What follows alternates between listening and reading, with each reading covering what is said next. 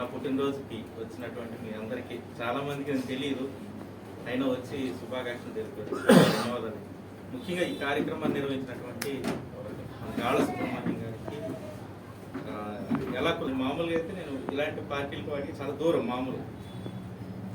ఆయనే నేను బర్త్డే కార్యక్రమం చేస్తానంటే వద్దండి, ఎందుకు మామూలుగా మనవాడు ఉంటారు కదా, ఆ రోజు కేక్ కట్ చేసి లేదు నేను చేసుకుంటాం కదా. నేను అప్పటికే అడిగాను నేనేం చేయాలంటే మీరేం చెప్పారు రండి గెస్ట్. సో ఈ కార్యక్రమాన్ని కర్త కర్మ క్రియ అంతా సుబ్రహ్మణ్యం గారు, ఆయనకి చాలా అసలు ఎలా ఉందో చెప్పుకోవాలి. మహేష్ అన్న కూడా థ్యాంక్స్ చెప్పాలి, ఎందుకంటే అసలు ఆ ఫోటో కూడా నాకు దొరకలేదు. నేను రాత్రి అడిగి అన్న నీకు ఆ ఫోటో ఎక్కడదే నాకు కావాలని చెప్పేసరికి, సో అంత బాగా మంచి డిజైన్ చేశాడు, బాగా కష్టపడి అందరినీ గ్యాదర్ చేయడం అంటే చాలా కష్టం. సో ఒక జర్నలిస్ట్గా మంచి సంతృప్తినిచ్చింది జీవితం. ఎందుకంటే నేను జర్నలిజంలో అడుగుపెట్టిన దగ్గర నుంచి ఇప్పటి వరకు ఈ 28 సంవత్సరాల్లో ₹1 లంచం కూడా తీసుకోండి.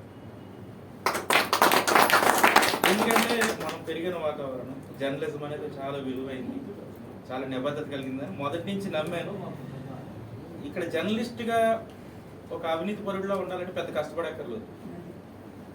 ఎవరన్నా లంచం ఇస్తే తీసుకుంటే చూసి చూడనట్టుగా తీసుకున్నా కొంచెం కష్టపడాలి, కానీ నిజాయితీగా ఉండాలంటే చాలా కష్టపడాలి. ఆ కష్టాలన్నీ దాటుకుని వచ్చేసాను. చెప్పారు ఇందాక సుబ్రహ్మణ్యం గారు, నక్సల్స్ కిడ్నాప్ చేసినప్పుడు 2 days ఒక 5 నిమిషాల్లో చచ్చిపోతామని ఫీలింగ్లో 36 గంటలు బతికాం అడవిలో. మొత్తానికి వచ్చాం బయటికి. అది మా నిజాయితీ కోసం వాళ్ళు నమ్మి మమ్మల్ని వదిలేదు. అలాగే ఒక పెద్ద పొలిటీషియన్ ఎదురుగా కూర్చోబెట్టి గన్న తీసి కాల్ చేస్తానని పెట్టాడు, అప్పుడు కూడా భయపడలేదు. అంటే మన పక్క నిజాయితీ ఉంది. అంత నిజాయితీగా చేసుకుంటూ రావాలంటే ఈ జర్నలిజం చాలా కష్టపడాలి. ఇంకా వినయ్ అన్న నన్ను ఆన్సర్ అడిగాడు. ఆన్సర్ ఏంటంటే చాలా మందికి ఉంది ఈ ప్రశ్న.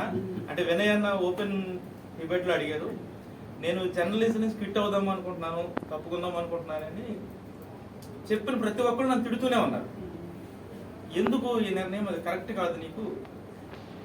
ఎందుకంటే నా మీద ఉన్న అభిమానం కావచ్చు, లేదు నా దగ్గర ఉన్నటువంటి జర్నలిజం మీద నాకు ఉన్నటువంటి రీసెర్చ్ కానీ, నేను చదివిన పుస్తకాలు కానీ, నేను రాసిన పుస్తకాలు కానీ, నేను చేసిన కథనాలు కానీ, స్టోరీస్, న్యూస్, నేను చేసే విధానం కానీ చాలా మందికి ఇష్టం. ఎంత ఇష్టం అంటే ఒకసారి ఒక శ్రీకాకుళం నుంచి ఒక ఆవిడ మా హెడ్ ఆఫీస్ ఫోన్ చేసింది, ఈటీవీలో ఫోన్ చేసాడు. ఫోన్ చేసి ఆ నల్లగా ఉంటాడు కదా, చింపురు చుట్టూ ఉంటాడు, ఆయన నెంబర్ కావాలమ్మా అని అడిగిందంట. అడిగితే వాళ్ళు ఏదో నెంబర్ ఇచ్చారు, ఏలూరులో పనిచేస్తున్నాడండి ఆయన. అంటే ఆవిడ నాకు ఫోన్ చేసి, బాబు నువ్వు చెప్పే విధానం చాలా బాగుంటుందని కాంప్లిమెంట్. ఆవిడ ఎవరు నాకు ఇప్పటికీ తెలియదు, పల్లెటూరు, ఆవిడ టీవీలో చూసినాను. అది బెస్ట్ కాంప్లిమెంట్ నాకు. అంటే మనం నిజాయితీగా పనిచేస్తే ఎక్కడి నుంచైనా కాంప్లిమెంట్స్ వస్తాయి.